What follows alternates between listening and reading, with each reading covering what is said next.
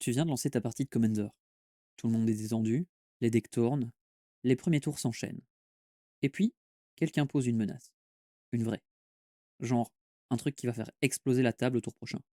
Tu regardes les autres joueurs, personne ne dit rien. Tu te dis, bon, quelqu'un va le gérer. Mais non. À la place, c'est le silence. Et là, tu comprends que tu viens d'entrer dans la phase politique.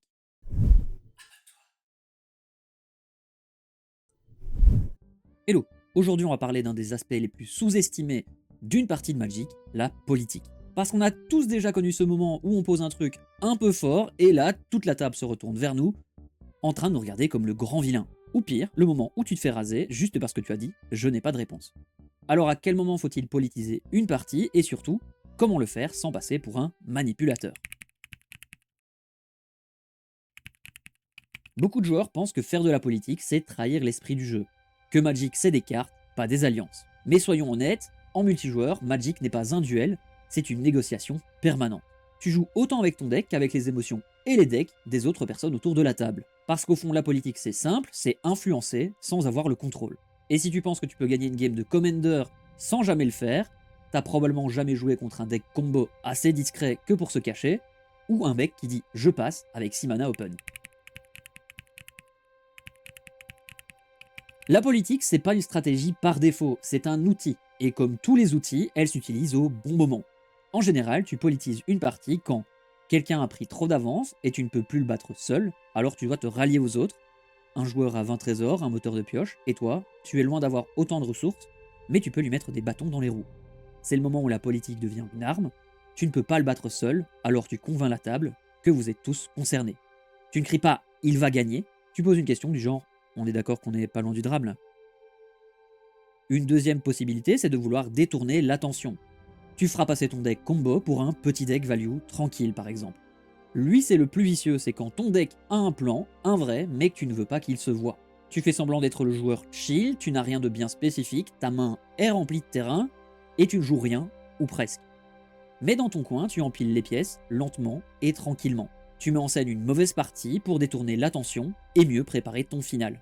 Après, si tu tutores 3 tours d'affilée, c'est plus un plan discret, là personne ne te croit. Tu peux aussi l'utiliser pour survivre un tour de plus. Tu promets de ne pas attaquer si on te laisse bloquer, par exemple. Ça, c'est un cas que tout le monde a connu, tu viens de te faire raser ton board, t'es à poil, et t'as 3 joueurs prêts à t'écraser par sécurité. Et à ce moment-là, la politique devient un bouclier. Tu promets de gérer la vraie menace, tu offres des deals, tu fais des trocs verbaux, tu fais de ton mieux pour un tour de plus, on sait jamais. Parce qu'un tour de plus, parfois, ça suffit pour retourner une game.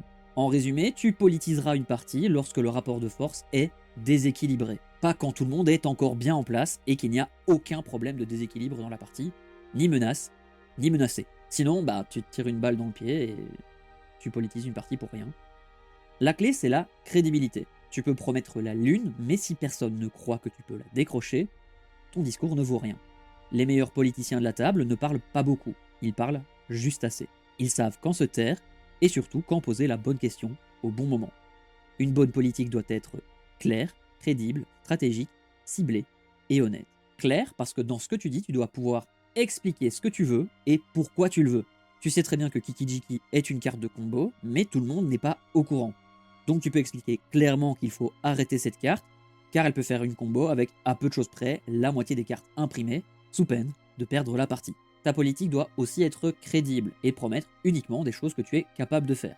Si tu dis je gère cet enchantement au tour prochain, mais que tu n'as rien en main, soit tu le fais pour rire parce que tu n'as vraiment rien en main, soit tu as menti et donc tu as signé ton arrêt de mort pour à peu de choses près 3 parties d'affilée. Et plus encore si tu tombes sur quelques personnes rancunières. Ta politique doit être stratégique. Politiser pour politiser, c'est contre-productif. Parle donc quand ton intervention va changer quelque chose. Râler parce qu'une carte t'empêche de jouer, c'est une chose, mais demander à un joueur qu'il la retire alors que lui n'est aucunement gêné par celle-ci, sans lui apporter quoi que ce soit en retour, c'est parler pour ne rien dire.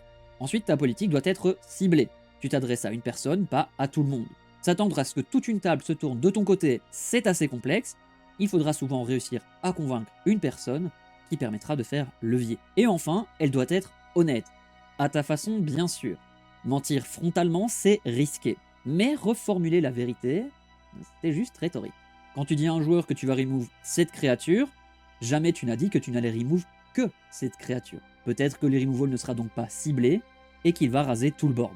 En soi, tu n'as pas menti, mais tu n'as pas brisé ton deal non plus. Il y a juste un joueur qui n'a pas lu les petites lignes de ton contrat. Après, faut pas trop abuser de celles-là non plus parce qu'elles sont marquantes. Beaucoup de gens vont se souvenir de la fois où tu leur as mis à l'envers avec un deal qui n'était pas équitable, mais il y a un monde. Il y a un monde. Il faut faire attention à ne pas politiser trop tôt ou trop tard. Si tu fais un deal dès le tour 2, tu passes juste pour quelqu'un de parano. Et les gens vont arrêter de te faire confiance.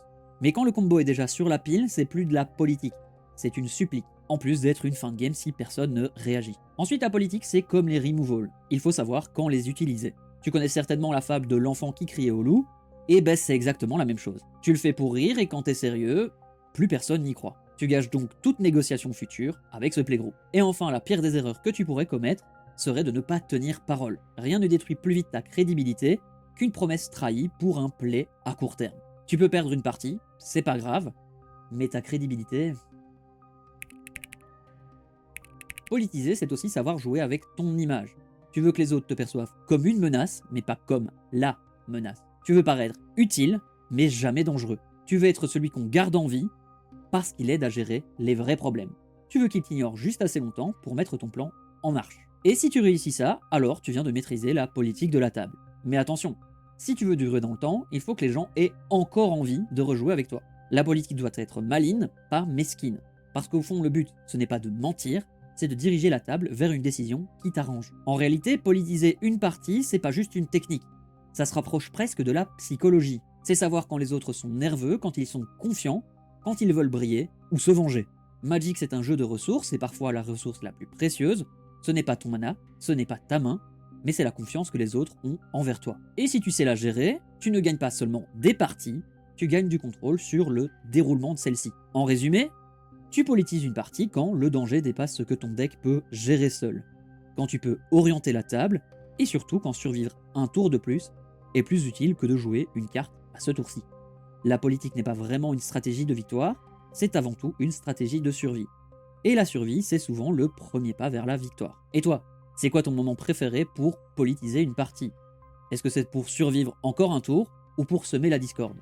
N'hésite pas à me le dire en commentaire, et surtout si tu veux d'autres vidéos qui répondent aux vraies questions que les joueurs se posent, n'hésite pas à laisser un pouce bleu et à t'abonner. Nous, on se retrouve les mardis, jeudis et vendredis à 21h15 sur la chaîne Twitch AD Cisco, mais on se retrouve bien sûr dimanche prochain pour une nouvelle vidéo. En attendant, prenez soin de vous. Merci d'avoir regardé la vidéo, n'hésite pas à laisser un like et un commentaire, et surtout à t'abonner si tu ne l'es pas.